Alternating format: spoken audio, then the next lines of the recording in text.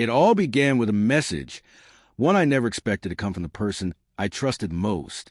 My wife, the woman I had built my world around, told me she wanted a 10-day break.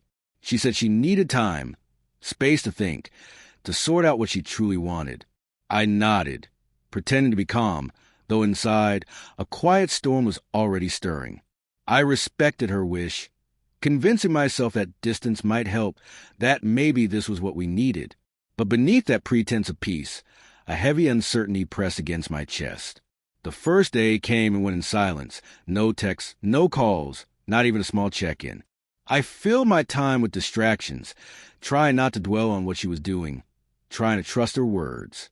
But on the second day, everything shattered, not through confession, but through something far more public. As I scrolled through my feed, there she was, laughing, smiling, sitting next to another man. The photos looked casual enough at first glance, but the message behind them was unmistakable. She wanted the world to see. For a moment, I just stared, my heart pounding in my chest. It wasn't only the sight of her with someone else. It was realizing that the woman I had trusted completely had already carved out a space for someone new. Anger flared, sharp and consuming. But I didn't yell. I didn't call. I didn't send a single message demanding an explanation.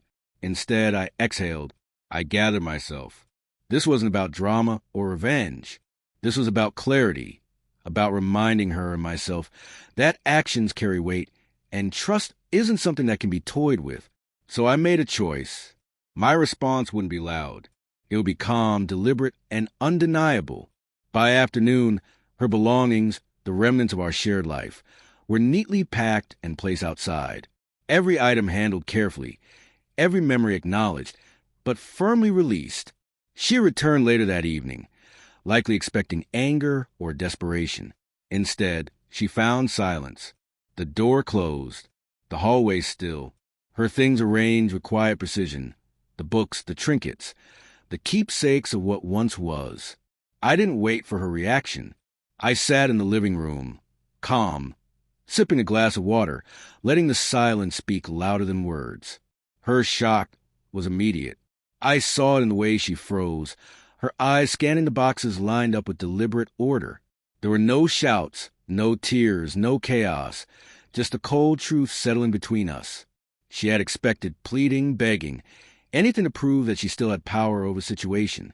But I didn't give her that. I couldn't. As the minutes stretched, I felt something shift, not power over her, but control over myself. This wasn't vengeance. It was a declaration of boundaries, a quiet reminder that trust, once broken, cannot be taken for granted. I had considered arguing, demanding answers, seeking closure through confrontation. But I knew better. Words can be twisted. Emotions can be staged. But actions tell the truth. And my actions that night said everything. I knew my worth, and I refused to let it be diminished. Later, when she finally tried to speak, I listened, briefly. Her explanations were clumsy, hollow, wrapped in hesitation.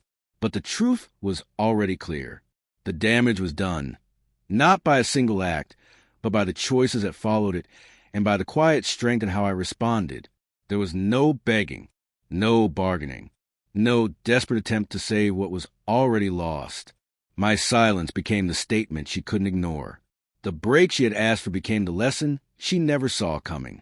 In that calm, deliberate response, I found something unexpected: control, peace, a quiet dignity I had forgotten I possessed. The next morning, I walked through the apartment. The emptiness was startling at first, the missing photos, her favorite mug, the notes she used to leave. But instead of pain, I felt release.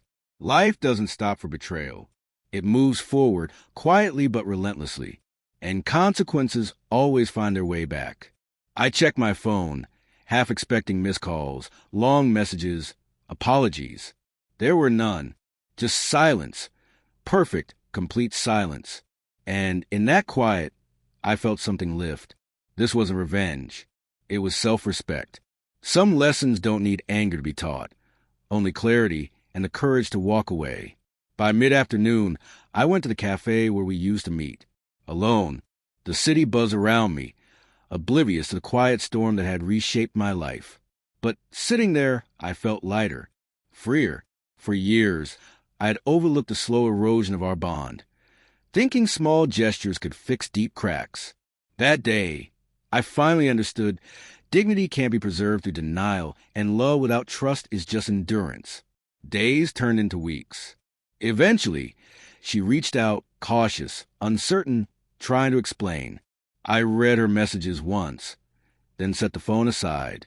No reply. It wasn't cruelty. It was consequence. I had already said everything I needed to without a single word. Respect, once lost, can't be forced back into being.